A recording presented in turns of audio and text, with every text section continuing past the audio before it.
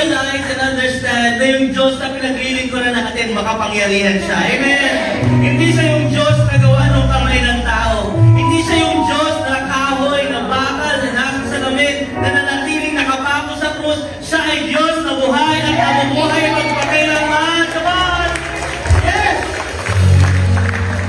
Kaya naman mga kapatid, every time we come to the Lord in praising, reminding this, the goodness and the awesome power of God, let us be reminded na kapag nandito ang Panginoon, when we praise Him, He dwells in the praises of His people. When God is here, anything is possible. Sabi mo na sa katabi mo, lahat pwede mangyari sa Diyos. Yes, lahat posible. Walang mahirap. Amen. Whatever you're facing right now, we serve a God who is powerful. He is awesome. He is great. He is higher. Hallelujah. Wow, praise the Lord. Good morning po sa ating mga kapatid. Excited ba tayo magpuri sa Diyos? Yan. Excited ba tayo maranasan ang langit bumaba dito sa lupa? Are we excited to encounter the living God? Wow. Kaya huwag na tayo manood. Umahawit tayo, magpuri tayo sa Panginoon. And we are so excited na talaga magpatuloy na mag-worship kay Lord. But before that, we are welcoming our brothers and sisters. Siyempre, kakababa lang ng barko. Sabi niya, dumaletyo na siya dito. Welcome siya, Father! Father! Asa na yung mga maleta mo? Kakalapin ka na. Dumaletyo na siya. Praise the Lord. And that's a good thing, no? Na magpuri, magpasalamat. And also, we welcome our brothers and sisters na nanunumbahan na. Come on, if you're first time visiting, second time, pwede ba kaway-kaway? Wow, welcome to church. Welcome. Welcome. Praise the Lord. Welcome to the family. And as we always do, we always remind everybody, ourselves, na talagang ang Diyos natin, ang kanyang mga pangako, buhay, totoo, tapat, ito'y mabisa kapangyarihan. Amen? Kaya are you ready to receive the promises of God? Andiyan po sa screen, let's believe. Let's open our mouth and declare these over our life. Come on, everybody. God will bless all the works of my hands. I will lend to many nations, but will borrow from none. The Lord will make you the head, not the tail, always at the top, never at the bottom. No weapon formed against me will succeed. I will silence every voice raised up to accuse me. These benefits I will enjoy. My vindication will come from the Lord. I will thrive like the palm trees and grow strong like the cedars of Lebanon. Even in old age, we will still produce fruit. We will remain vital and green. I will taste and see that the Lord is good. Blessed is the one who takes refuge in Him. With long life, I will be satisfied. Surely, goodness and mercy will follow me all the days of my life, and I will live in your presence forever. I am blessed with every spiritual blessings in the heavenly places in Christ Jesus. God will restore my health and heal my wounds, for by the stripes of Jesus Christ I am healed. And I receive it in Jesus' name. Amen. Do you receive it? Thank you, Lord. And we lift up our hands to our great, powerful, awesome, the highest, Lord of Lords, and to the King of Kings. You are seated on your throne, God. Ang Diyos po na aming inaawitan, the God we sing to, we praise to, we worship, is a God who is greater than any sickness and disease. He is higher than any mountains of problems and challenges. You are the greatest healer, Father. Lord, maraming salamat po. We are here in your presence. Lord, salamat dahil nakakalapit kami sa iyo. Dahil nararanasan namin ang iyong pagsama, ang iyong presensya. Lord, we come to your courts with thanksgiving. Dala po namin pasasalamat. Even this week may be challenging for us. Even we face a lot of troubles and trials in life, we will choose to praise you, our Lord. Because you are worthy of all thanksgiving and worship. Kaya Panginoon, salamat po. Dahil sa iyong presensya ay may paglaya. Sa iyong presensya may kapayapaan. May kagalakan. Kaya Panginoon, salamat po dahil Ang buhay namin, kapiling ka, Lord, paganda ng paganda. Paliwanag ng paliwanag ang aming lakad. Kaya salamat po, Panginoon, and as we continue to worship you, and we praise you, Lord, hayaan niyo po, Panginoon, na lahat ng mga bigatin sa aming buhay, mga dala-dala namin, mga alalahanin, mga problema, mga bagay na nagbibigay sa amin ng takot, Lord, papawiin mo lahat ng ito. Aalisin mo sa aming isip at puso at bibigyan kami ng kapayapaan na mag-iingat sa aming puso at isipan. Lord, we thank you for in your presence there's fullness of joy. Kaya Lord, salamat dahil ang spirito ng kabigatan inaalis na sa aming buhay. Pinapalitan, Panginoon, ng pagpupuri at pag-aawitan.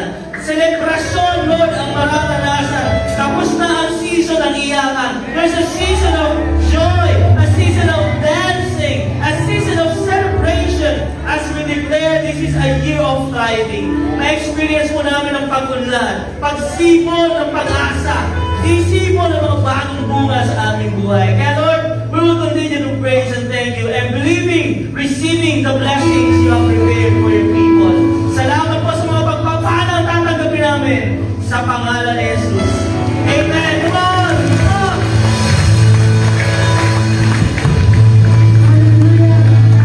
You can praise our Lord, but thanks be to God who gave us the victory through our Lord Jesus Christ. Amen. Hallelujah. Let's continue to praise our Lord. We are victorious.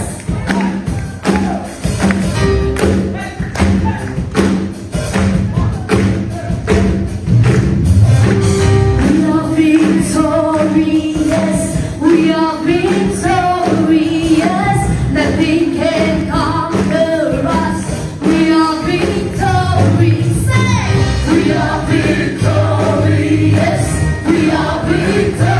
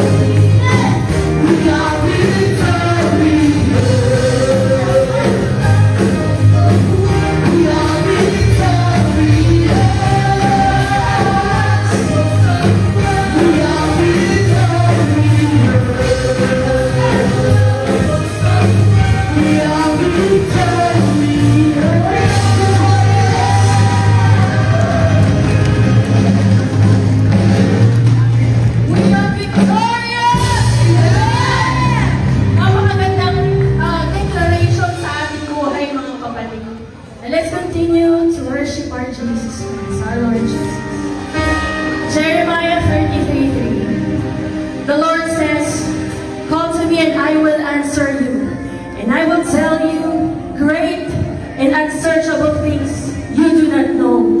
Gusto ba natin yun sa ating buhay? This is a reminder of God. He hears us. Amen. He responds. Hallelujah. And He reveals Himself.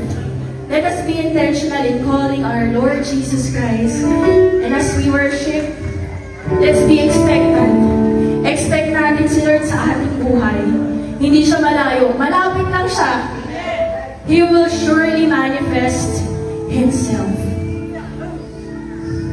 Hallelujah. Sabayan niyo po kami. Let us declare,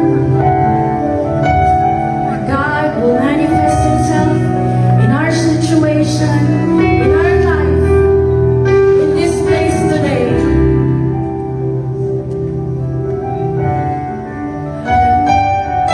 Si Yahweh ay kikilos, si Yahweh ay magpapahayag ng kanyang sarili ngayon. Hallelujah. Let's call on His name, Yahweh.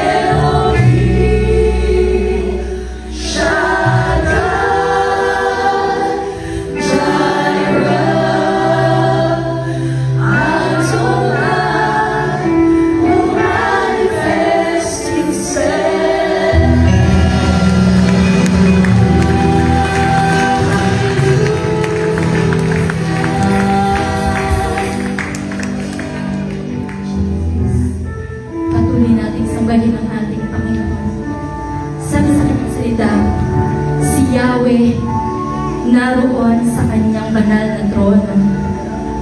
Doon sa kalangitan, nakaupo sa kanyang trono, at buhat do'y masdan ang lahat ng tao. Pinapakita lang dito, kapatid, sa verse na ito kung gaano makapangyarihan ang ating Diyos. Siya ay maghahari magpakailanman. Wala siyang katulad. Siya ay banal, banal, banal na Diyos. At alam niyo, mga kapatid, isa pang magandang balita. Mula sa kalangitan, pinagmamasdan tayo ng Panginoon. Kita niya ang lahat ng tao sa buong daigdig. Kaya kapatid, kung meron kang pinagdadaanan sa oras na ito, may alalahanin ka, pagsubok na pinagdadaanan. Alam mo kapatid, ang ating Diyos na sinasamba, hindi siya tulad sa mga pinagdadaanan natin. Hindi rin siya para hindi niya marinig ang ating mga panalangin at pagtawag sa Kanya. At lalong hindi siya yung Diyos na walang pakialam sa atin, na panunuorin lang tayo kung ano yung mga dinaranas natin dito sa mundo. Siya yung Diyos na laging handang tumulong sa lahat ng tapat sa Kanya.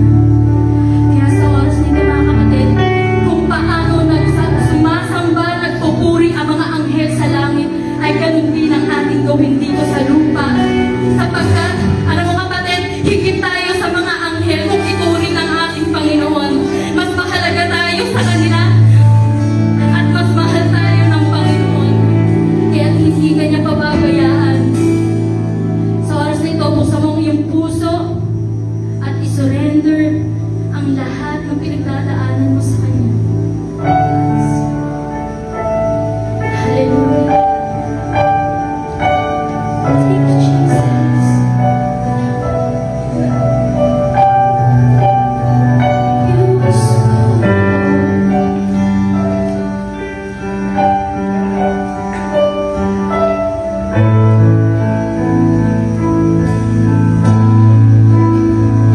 I saw the Lord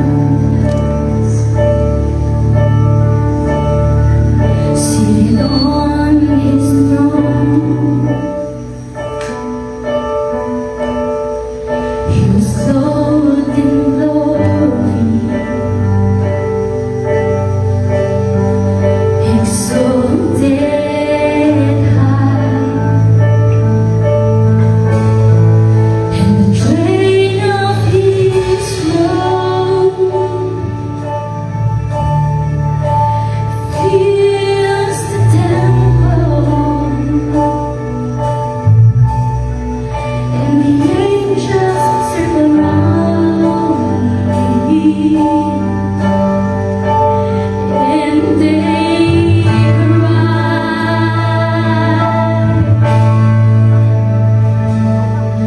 You are holy,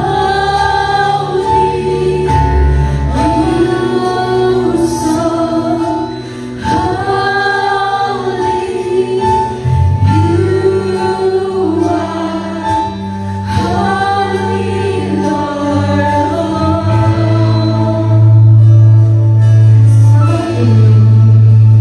I saw the Lord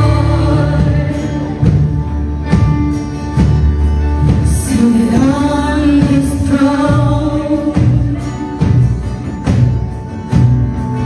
He was clothed in glory, exalted high, and the train of His robe fills the temple, and the angels circle around it,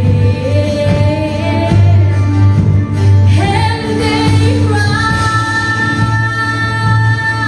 we sing, You are holy, You are holy, oh so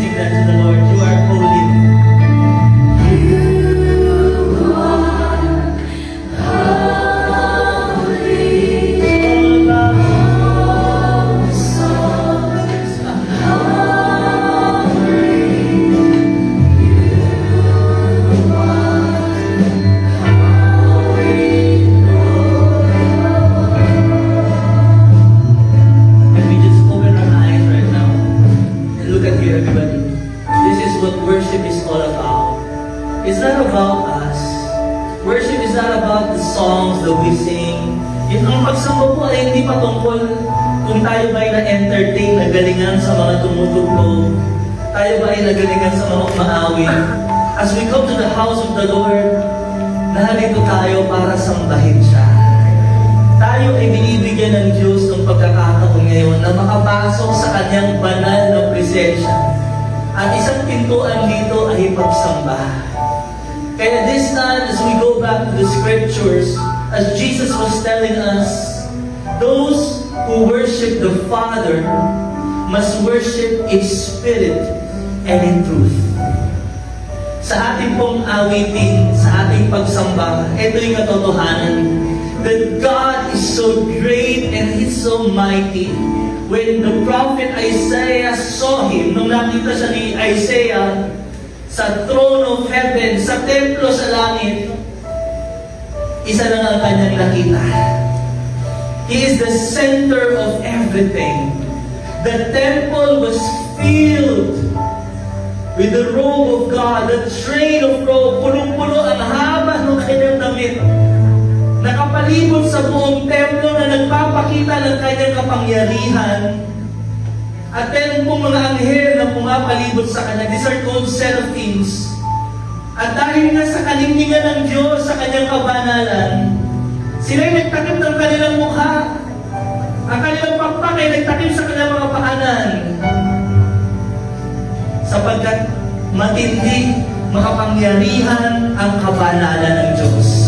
At sila'y sumisigaw, sila'y umaawit ang sabi nila, banal, banal, banal ang Diyos na makapangyarihan sa lahat. Ang kanyang kalingkingan ay laganap sa sanlibutan.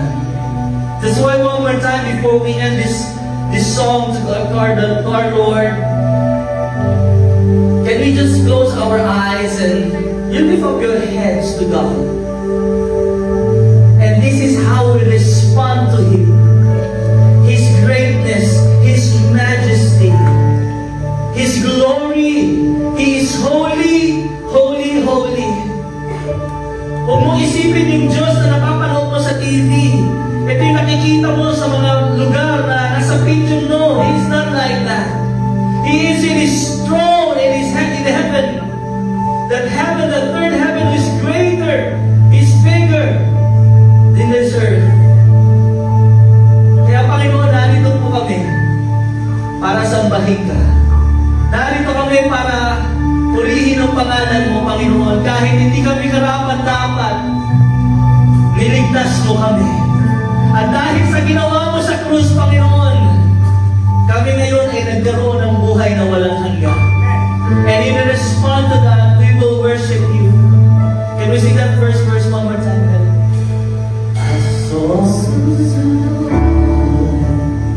Seated on His throne. Come on. Seated on His throne. Just think of the Lord. Focus on Him. His glory. His glory. Exalted high. Open your mouth and worship. Exalted.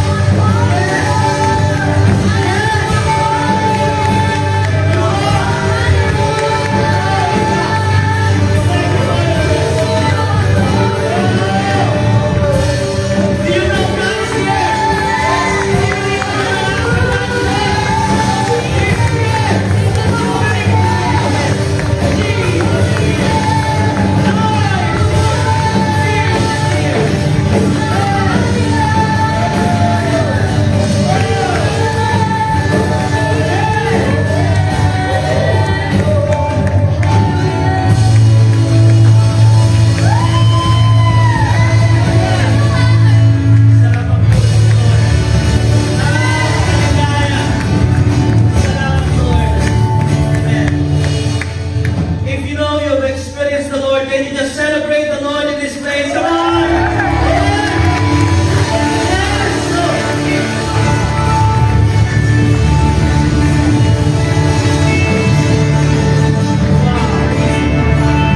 Wow. Praise the Lord. Praise you, Jesus. Salamat sa ating Panginoon. Thank you, Lord. In Hebrews chapter 10, verse 24, sabi doon, sikapin niyong gisingin ang damdamin ng bawat isa sa pagmamahal sa kapwa at sa paggawa ng mabuti. Tingnan mo yung katabi mo. Sabihin mo, gising ka ba? Gising ka. Bakit ito tinanong? Kasi minsan, sa pinagdaanan ng buong linggo, nagkasakit. Diba? Akala mo nandyan, pero yung isip at yung damdamin wala dito. Physically, they are here, pero yung loob nila or puso nila at isipan nandun sa mga pinagdaanan, nandun sa nang-iwan, na ex daw. Diba? Pero salamat sa ating Panginoon dahil ngayon pinapaalala niya na gisingin natin yung bawat isa. Paano? Mamaya, I challenge yung mga kapatid. Pwede natin ipag-pray. Yung mga taong sinasabi sa atin ng ating Panginoon na ipag-pray mo mamaya. Pwede mong i-treat yung mga taong sinasabi sa ni Lord na i-treat kita mamaya. Okay ba yun? Excited ka ba kung sino mag-i-treat sa'yo? Pero syempre, mas maganda na tayo yun. So, kaya na-encourage natin, patuloy natin i-build up yung bawat isa at encourage yung bawat isa sa pagkikitan ng pagtapik sa Kanya, sabi mo, kamusta ka? Mahal kita sa pamagitan ng ating Panginoon. Thank you, Lord. Come on, church. Let's go around. Let's greet one another and say, I love you with the love of the Lord.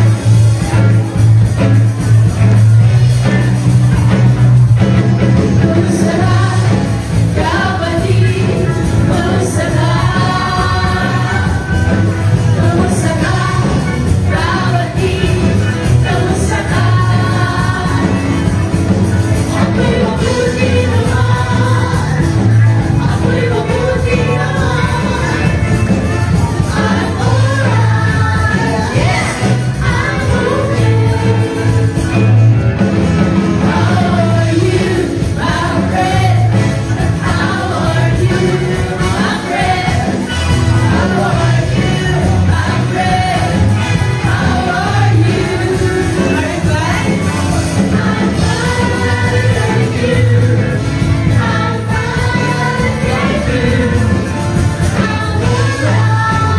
Yeah, I'm okay. Are you alright? I'm alright. Yeah, I'm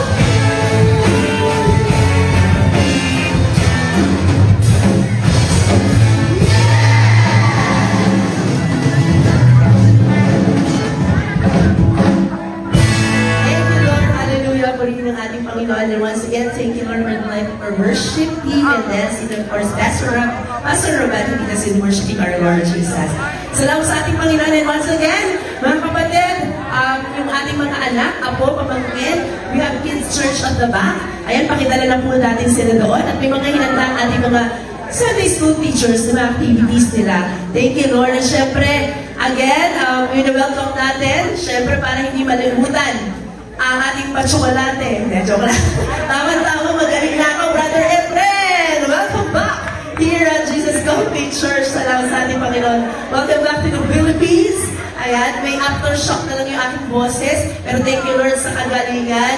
Ayan, thank you, Lord. Tuloy-tuloy tayo. Marami tayong mga activities. At ito, we are so excited to announce that this coming August 2. August 2 ba? Tama. August 3, 1 to 5 p.m. We will be having our Family Fun Day! Kaya naman mamaya yata malalaman na natin yung mga colors natin para sa preparation ng ating Family Fun Day this coming August 3. Kaya ihanda na natin yung ating physical na katawan. Talagang pisikalan ang labanan dito ngayon kasi hindi lang natin dito gagawin sa GIG Mall, kundi meron tayong malaking court na inarkila, diba? Tama ba? Malaking... dito na ba? Okay. Sige, mamaya, i-update tayo ni Pastor Roman. Sorry. Nakatulong na yata ka nung nag-update sila kanina sa kakagabi sa event. So, mamaya pa, update tayo ni Pastor Roman. Hindi na ako magsasalita. Tawagin na natin si Brother Eugene. Thank you, Lord. praise God sa Bell for the advance announcement sa ating family day. Ayun. Pwede pa kayo ng presenta. Kaya, kamusta kayo mga kapatid? Ang sarap magpuri kanina, no? Grabe. Pagkat kanina, nung habang nagsasalita, you are holy. Binibigas natin kanina pagpupuri sa Panginoon. Talaga nga naman, habang nakapikit ako, nakikita ko yung liwanag. Liwanag at grasya na kapangyarihan ng ating Panginoon. Kaya purihin ng Diyos sa buhay. Palapakan natin siya mga kapatid ng ating Panginoon Jesus. Thank you, Lord. Kamusta po kayo? Kamusta ang mga week na nagdaan? Salamat sa Panginoon. Dalangin natin na patuloy tayo sa paglilingkod at pag-alab sa apoy. At apoy ng ating puso na sumunod sa ating Panginoon. Kaya, thank you, Lord. Salamat sa ating Panginoon. Salamat din sa ating mga online viewers. Praise the Lord. Sa Team Replays, lagi natin silang i-comment sa ating Monday and Tuesday na ating mga services. Kaya, thank you, Lord. May question ako sa inyo mga kapatid. I have a question. Is there anyone here with a special skills or special talent, pero parang they are too little to share it? Parang nahihiyang ibahagi itong talento na meron sila. Sino rito may mga talento? Marami tayong talent, tayo magtaas ng iba. Wala kayong talent. Anong gift na binigay sa inyo ang ating Panginoon? Ayan. Marami. Yung mga nanay natin. Nanay, di ba? Marunong sila magluto. Hindi na marunong magluto, maglaba, maglinis. Pero marunong din sila. Mothers din, pinakita nila yung kanilang mga talento. Sumayaw, kumanta, nag-magic, ano pa? Nag-drama. Kami pa yung talento, no? Yung mga kids, may mga talento kayo? Growing teens. Growing teens, hello. Parang yung nawawala. May mga talent kayo, di ba? O, sapagkat talent sila, humingi ng baon. Magreklamo kapag inuutosan, joke lang yan. At alam niyo yung mga growing teens natin, lumalago rito sa church. Kapag sila napabilang sa dance ministry, salamat din sa ating kapatid na si Sis Ruth, pag ginagamit sila para sa mga kabataang ito. Kasi hindi din mga tatay. Mga may special talent ko mga tatay na ito eh. Mga tatay, nasa kamay. Kaya, meron tayong special talent. Hindi lang susunod tayo sa ating Commander-in-Chief. Susunod din tayo sa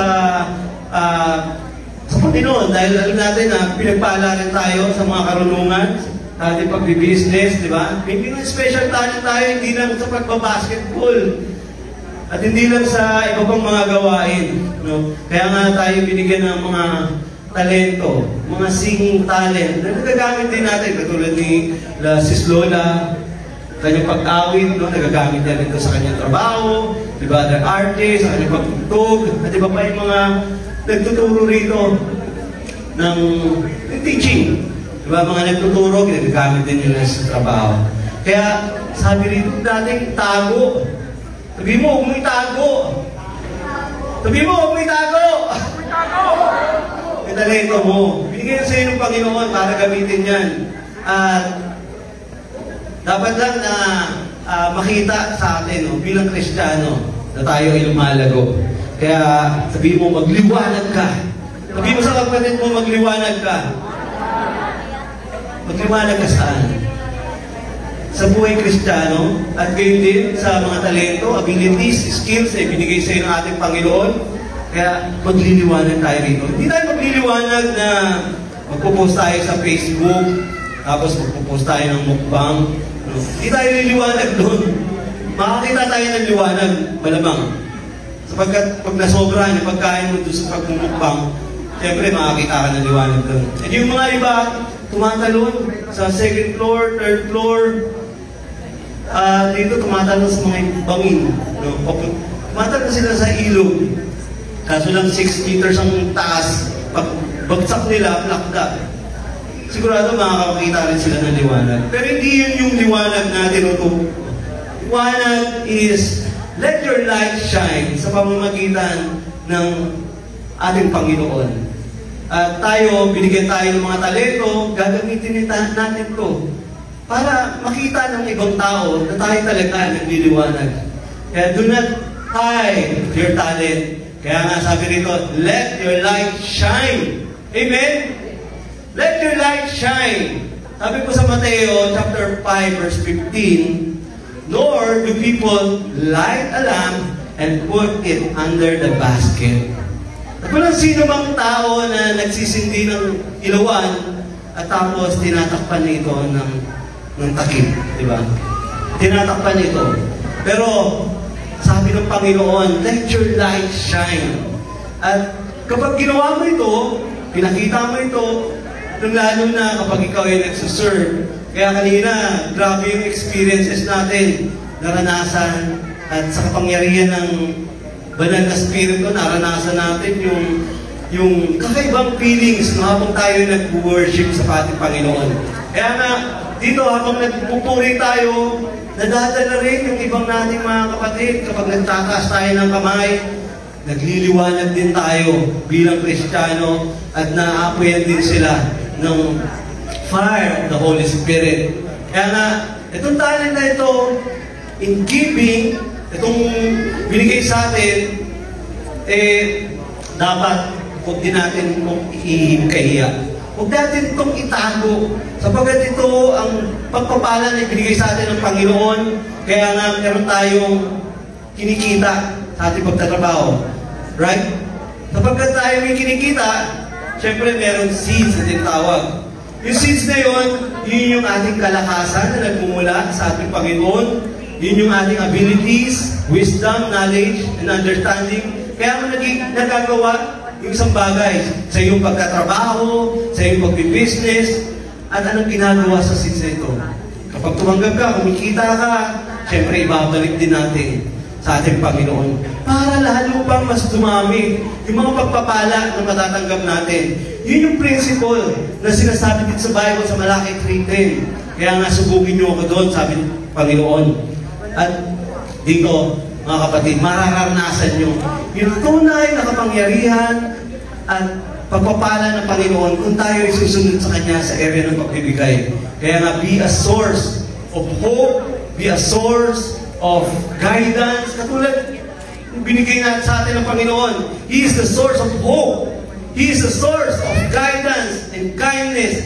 Kaya kung nararanasan mo ito yung source of hope, guidance and kindness, mga kapatid, makakapagbahagi din tayo ng kapangyarihan ng ating Panginoon sa kanyang salita at tayo ay makakapagbigay din sa ating mga kapwa. Kaya sabi ng Panginoon, be a light of this world. Sabi sa Matthew chapter 5 verse 14, you are the light of this world. Sabihin mo, you are the light of this world.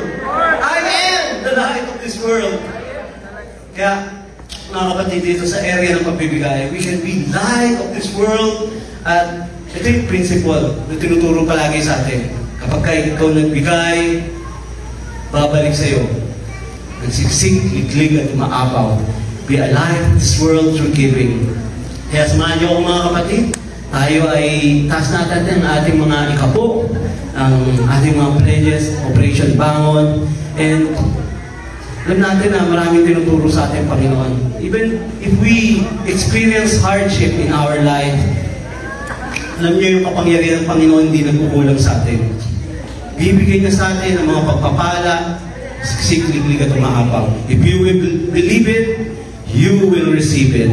Kaya thank you, Lord. Salamat sa Panginoon. Heavenly Father, we thank you and we lift up all these things to you, Lord God.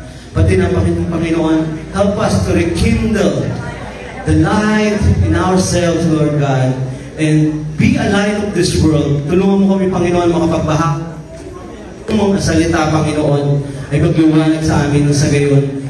Ito ay may babahagi namin sa aming mga kapatid, mga kaibigan, at mga makikilala pa namin, Panginoon. Salamat po, Panginoon. Bless us, Lord God, and may we experience the power in giving, Panginoon. Salamat po, Panginoon. And we lift this up to you. Pagpalain mo po ang aking mga kapatid dito. Thank you, Father God. In Jesus' name, Amen.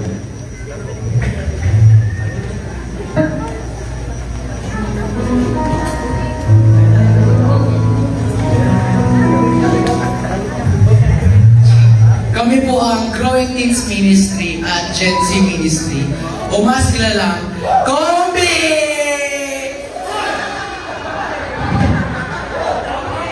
Bilang